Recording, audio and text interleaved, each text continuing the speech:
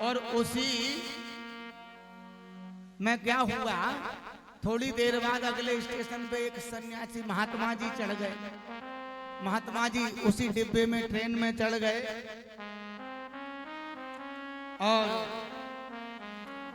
उन्होंने कहा उस देवी जी से, बोले माता जी आप अपना सामान समेट लो तो हम भी बैठ जाएं, मुझे भी कुछ जगह मिल जाएगी ना बैठने की। सन्यासी की बात सुनी उस देवी ने, उस महिला ने क्रोध में होकर के कहा, कहने लगी देखो ये बाबा मुझे माताजी कह करके गाली दे रहा है। अब देखो कितना बड़ा अभिमान उसको है, उस देवी को कितना बड़ा अभिमान है कि सन्यासी ये महात्मा माताजी कह करके मुझे गाली दे रहा है। क्या मैं इसके पिता की पत्नी हूँ तो ये मुझे माताजी बोल रहा है।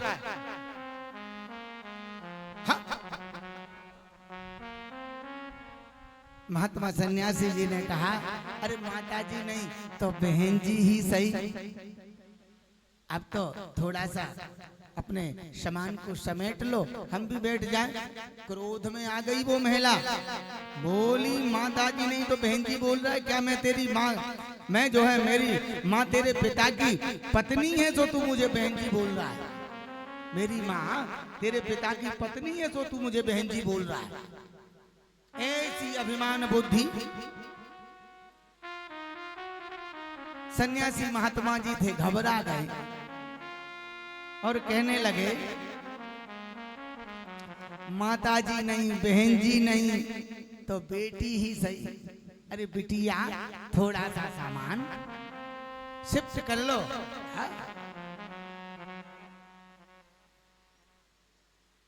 कहते हैं लेस लगेज कंफर्टेबल जर्नी, कम सामान आरामदायक यात्रा। थोड़ा बेटी सामान शिफ्ट कर लो। जैसे ही बेटी कहा सन्यासी महात्मा जी ने तो वो महिला बोली, बोले मैं क्या तेरी पत्नी हूं तो तू मुझे बेटी बोल रहा है? पत्नी की पुत्री तो हूं नहीं, मैं तेरे पत्नी की पुत्री तो हूं नहीं, मुझे बेटी बोल रहा है। अब तो सन्यासी ने कहा देवी जी तुम तो खूब पूरी बर्थ पे सामान फैला दो, हम तो खड़े ही चले जाएंगे, खड़े रहेंगे और क्या करें, इतना बड़ा अभिमान उसकी बुद्धि में, हम खड़े चले जाएंगे।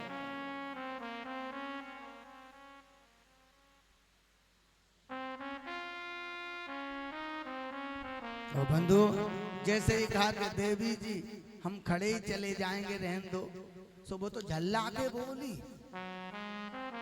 बोले वो महात्मा तुझे पता है देवी तो काली होती है, कलकत्ते वाली होती है, हम कौन सी देवी हैं? बताओ। उस महिला ने अपनी कुतर्क बुद्धि से सन्यासी को कितना बोला, ये अभिमान नहीं तो क्या है ना? इसी प्रकार इसको समझाने का मेरा आशय, इसी प्रकार दक्ष ने, प्रजापति दक्ष ने अभिमान भरे शब्द भोले बाबा को बोले। भोले बाबा को दक्ष प्रजापति समझ नहीं पाए, क्यों कि ईश्वर तर्क का विषय नहीं होता, ईश्वर तर्क का विषय नहीं होता, ईश्वर तो प्यारे श्रद्धा का विषय होता है। ईश्वर किसका विषय होता है? श्रद्धा का। और श्रद्धा और विश्वास वो नौका है प्यारे, वो नाव है जो मनुष्य को पार लगा देती है?